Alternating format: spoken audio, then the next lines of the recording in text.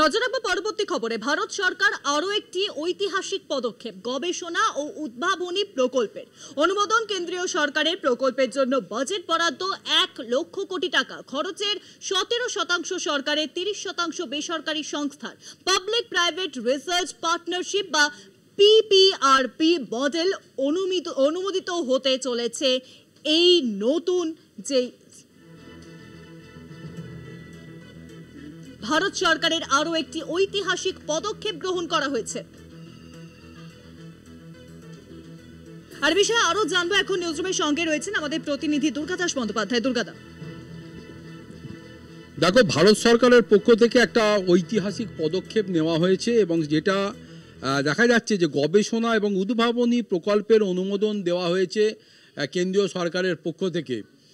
সেই জন্যে প্রায় 1 লক্ষ কোটি টাকা, এত একটা বৃহৎ আকারের আর্থিক ব্যবস্থা করা হয়েছে ভারত সরকারের পক্ষ থেকে। এবং অনুসন্ধান ন্যাশনাল রিসার্চ ফাউন্ডেশন বা ANRF এর অধীনেই রিসার্চ ডেভেলপমেন্ট অ্যান্ড ইনোভেশন বা RDI স্কিম অনুমোদন করা হয়েছে।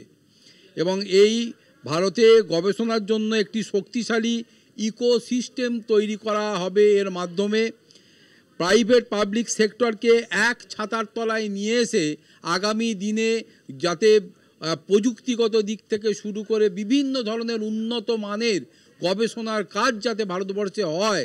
এবং সবথেকে বড় কথা, এই যে গবেষণার কাজ ভারতবর্ষের যে লক্ষ্য, অর্থাৎ বিকশিত ভারত 2047, এই লক্ষ্যকে বাস্তবায়িত করার লক্ষ্যেই কিন্তু প্রথম পদক্ষেপ বলা যেতে পারে এই 1 লক্ষ কোটি টাকার বাজেট বরাদ্দ। এবং এই যে বাজেটটা বরাদ্দ করা হলো তার মধ্যে 70% কেন্দ্রীয় সরকারের অনুদান হিসাবে থাকবে এবং 30% প্রাইভেট সেক্টরের পক্ষ থেকে দেওয়া হবে। ফলে সব মিলিয়ে এই পাবলিক প্রাইভেট রিসার্চ পার্টনারশিপ বা PPRP এই বিষয়টি আগামী দিনে ভারতবর্ষের বুকে একটা নতুন যুগান্তের সৃষ্টি করবে। এবং যেটা জানা যাচ্ছে যে আর্টিফিশিয়াল ইন্টেলিজেন্স, কোয়ান্টাম প্রযুক্তি, ড্রাগ ও বায়োটেকনোলজি, মহাকাশ গবেষণা এবং জলবায়ু নিয়ে যে টেকসই উন্নয়ন, এই বিষয়গুলোই কিন্তু এখানে মানে আনা হবে।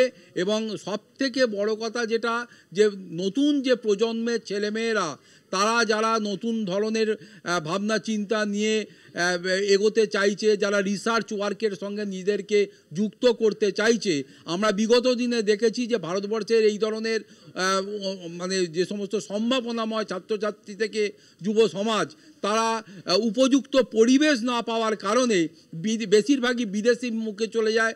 বিদেশে গিয়ে তারা যে গবেষণার কাজ করে তার ফল ভোগ করে বিদেশিরা। কিন্তু এই মুহূর্তে ভারতের মেক ইন ইন্ডিয়া প্রজেক্ট এবং এই যে নতুন ধরনের যে ভাবনা চিন্তা শুরু হয়েছে, তাতে করে ভারতবর্ষের বিভিন্ন প্রান্তের যে সম্ভাবনাময় ছাত্রছাত্রী, যুবক যুবতীরা রয়েছেন, তারা এদেশেই গবেষণা করবেন, যার ফল ভারতবর্ষের মানুষ পাবে। ভারতবর্ষকে আগামী দিনে এগিয়ে নিয়ে যাওয়ার ক্ষেত্রে একটা প্রশস্ত পথ তৈরি হবে বলে মনে করছে অভিজ্ঞ মহল। অনেক ধন্যবাদ দুর্গাদা। নিউজরুমের সঙ্গে ছিলেন আমাদের প্রতিনিধি দুর্গাদাস বন্দ্যোপাধ্যায়।